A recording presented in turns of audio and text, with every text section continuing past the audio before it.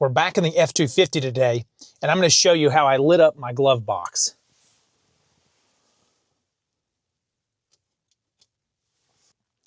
Before I start showing you the placement on everything I did to set these lights up in the glove box, I was going to talk about a few of the components. It's easier to show you outside of the glove box area because it's already installed, but I can give you the examples with these products. And don't worry, I'll have links in the comments and in the description of this video if you're interested in the same products that I used. The first product you're going to need is you're going to need these lights. I've been using these in several different projects if you've been following the channel. These are lights by Osnium, and they sell these in 11 millimeter and they sell these in 6 millimeter. For this application in the glove box, I use the 6 millimeter, and I use 2 up top in the small glove box and 2 below for the big glove box.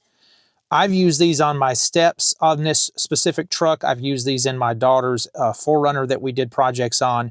These are marine style LEDs. They can sit outside. They are water resistant, and I've had some on my truck for probably over a year, no issues.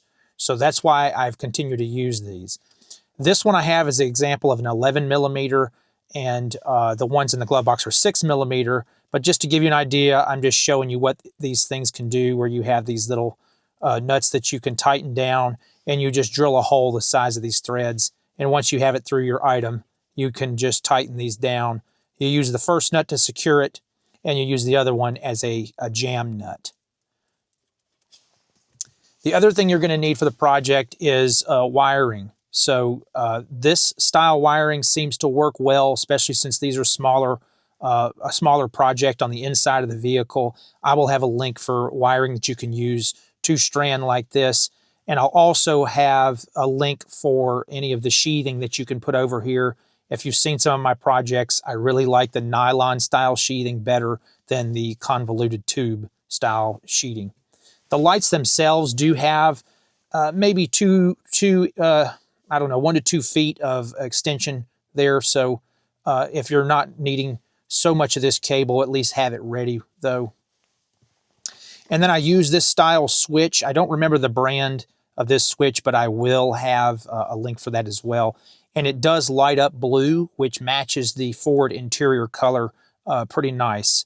And you can wire this up 2 different ways, and I'm going to show you that during this video. The other neat thing about this switch is it does have a connector that comes off, so it's not like you're soldering to these little tiny ends here. You can actually just plug that in, and then you can connect to the wire leads that they give you. And I do like the switch. It's a push in, push out style. You can hear it's a positive click, and you can make this light up the entire time, or you can make it light up only when the device is on. And the same thing, you've got a little nut here on the back that you would drill your hole size. It's got a flange, so if your hole is not perfect, then you can tighten this up. For this part, I'm going to show you how I make a test lead to simulate this the switch in action with the light. And I do this a lot of times on projects, so I've already got my test lead ready. A lot of times when I'm working on 12-volt lighting projects, I do this. If you have a drill battery, it doesn't really matter which type, but just double check what kind of connections you've got here. On my battery, this is just a Porter cable, 18-volt lithium. And I've got a negative terminal here, and I've got a positive terminal here. This is really just for testing purposes, though. So I've already made my jumper here where I can slide into this connector here for my negative side, and then I can put a terminal right there for my positive side. And then on this end, I've just got 2 connectors where I can just push wires into there, one for positive, one for negative. That way, too, my wires are not loose and don't touch each other while I'm doing that. So this just gives me that 12-volt source to explain to you how the lights are wired up and how they work. This is another way, too, you can test out lighting projects on your vehicle before you do your full install. I've got everything wired up to explain to you how I wired mine up, and I'm going to show you 2 different examples, the way I did mine and another example. And of course, you don't have to wire yours exactly like I did, but this is just to give you the idea on how mine is functioning. On the switch, there are 4 wires. There are 2 green wires, and there are a red and a black wire there. So the way mine's wired up, I have one of the black wires going to the negative, and then I have the red wire joined with 1 green wire and 1 positive wire of the light that I want to power up. The black wire I have going into ground, and I have one black wire or one ground wire from the light I want to power up in that ground as well. This battery is going to simulate the light that I tapped into. So underneath the footwell, this is a 2023 F250 Lariat, and underneath the footwell there is a light. I'll do that in more detail. There's a light underneath there that I tapped into. So that's where I'm getting my positive and negative sources. You can tap into something else if you want to, but I liked to be able to tap into that since it was already there, and I like the functionality that I'll describe a little bit later. So in this example, imagine this is that light underneath the footwell. That's where the positive and the negative are coming from. And that is where the new light is tapping into that negative. One negative wire from the switch is tapping into that negative as well. The positive is one of the green wires from the switch, and then the other green wire and the red wire from the switch are together with the positive from the new lights I want to power. In this scenario, the switch is off and the light is off. Once I press the switch, the light will come on and the switch will light up.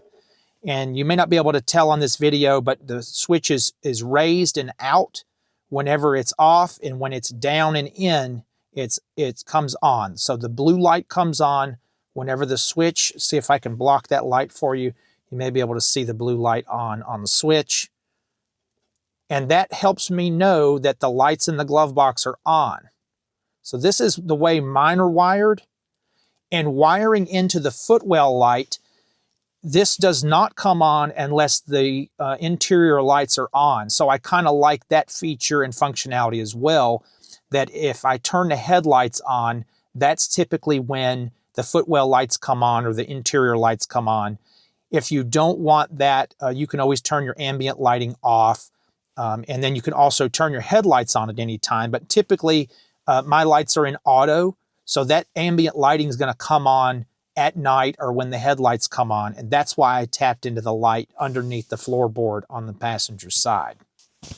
I've now wired everything up in wiring scenario number 2. Remember, this is the ambient lighting or your whichever 12-volt source you're wanting to choose, but mine is representative of the ambient lighting underneath the floorboard. That's where I'm pulling power and ground. So on that ground wire, I have connected the black wire from my switch, and I've connected a black wire from the new light I'm wanting to power, and that is going into my negative lead there. On the positive wire, I've connected one of the green wires from the switch and the red wire into the positive lead there. Again, if you don't want to tap into the ambient lighting, you can tap this in, just get a power and ground source. The only thing I didn't like about this scenario is the light is blue or on all the time on the switch. So whether this is pressed in or out, you get this light. You may want it that way so it's easier for you to find whether it's at night and you know where the power button is, but I know exactly where mine is, so there's no issue for me there. Under this scenario though, that's lit 100% of the time if you have a power coming or a 12-volt source coming to the switch. If you're on the ambient lighting, this may not come on anyways until the headlights are on or the ambient lighting is on. So in this scenario, whether I press it in or out, you can see I just lit up the light, or I let it out, it's still going to stay lit on this end. And that other wire, the other green wire, goes to the positive side of the light. So that's how this will stay lit, but when the button is pressed in, then your light will come on if you can see it there in the cup holder. So this is option number 2. We're moving on to where each component is mounted, and we're going to talk about this switch first. This panel can pull out just by prying up here on the top. There's 4 clips that hold this in place. They're molded into the piece. You pull this out and you line up your switch. I'm about halfway distance between the top right here and here. This is the button that releases the upper glove box on the 23 Lariat. So once you do that, you just want to make sure you've got enough room to tighten the nut back down on the back side of this. And one thing I do anytime I have these little small nuts like that to tighten down, I will use just a small dab of super glue or epoxy after I've tightened the nut down just to make sure it's not going to back off. One neat thing about this type switch, you can see when I power it up, if you didn't get this thing lined up properly, this will rotate 180 degrees or 360 degrees there, where you can kind of just get it installed and then you can turn it to face up and down. So I like that if the orientation is off a little bit, no big deal. You can move the button itself just by kind of rotating it with your finger. And even though the bezel there is tight. So that's another reason why I like this style switch. And if you could see that blue, it matches that factory Ford blue at night. So it does give it a nice look, makes it look like it was designed by the factory to be there to light up your glove box. And your button up here works exactly like it normally would to open that upper glove box, no issues there. Moving on to the lights in the upper glove box. So I chose to mount mine back in this back corner and up. Number one, so it would have light over the top of anything I would have in this glove box. Another reason is you couldn't mount it to the top because the door opens up almost like a garage door like that and goes over the top of this piece of plastic. So you'd be sacrificing the glove box lid or hitting something in this area, and I don't think you can actually access that part of the glove box. There are maybe some other areas you can kind of feel behind there in your example if you're not wanting to do as far back as I did. Also, I left myself enough room where I'm not all the way up in the corners of this box so I could still tighten the nut down on there. So if you wanted to drop yours down or bring them forward, the best way to access this, though, is you've got to take the whole lower glove box lid out and you'll be able to reach back behind here and take a look and feel where it is that you're wanting to mount yours. Remember, these are the 6mm, so they're very small compared to, this is the 11mm here. You could use the 11mm if you wanted to. I think it'd be more than enough light. This 6mm to me is more than enough light. Once you put that hole in there, you're gonna take these two jam nuts off. You push it through your hole, and then you're going to tighten down the first nut, and then you tighten down your jam nut.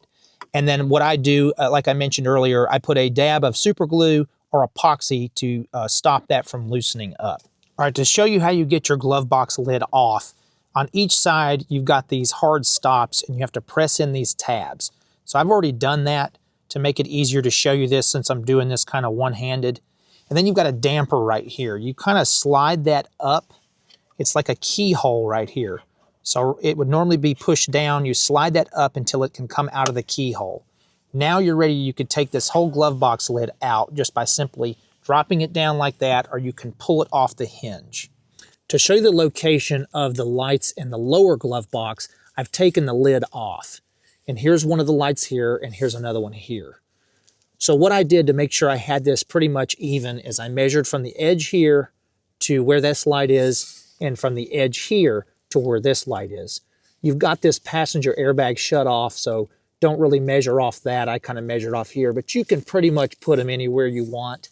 There is a metal bar up underneath here, so you're going to have to kind of figure out your front to back to where you can still tighten the nuts down without hitting that metal bar in there. On the 23 F250, this is the ambient light that I'm tapped into. So this is just ambient lighting that goes down onto the floorboard. It's just mounted to this almost like a felt piece here. And I believe there's just a push tab here, and there's two more right here that you just got to pull those out, and then it's just kind of tucked in the back there, and this will drop down and give you access to the back side of the wiring on this light. To show you where that wiring that I put in, where it comes up, I am right here beside this orange cable here. I believe this is your antenna cable. So my wiring, if you remember, I like using that nylon sheathing. So I am run completely up and around this and tucked in until I go up back to where I mounted the switch right there. One last look of the lights in operation. You can see I've got the ambient floor lighting on, and that means when I press the switch will come on and turn blue.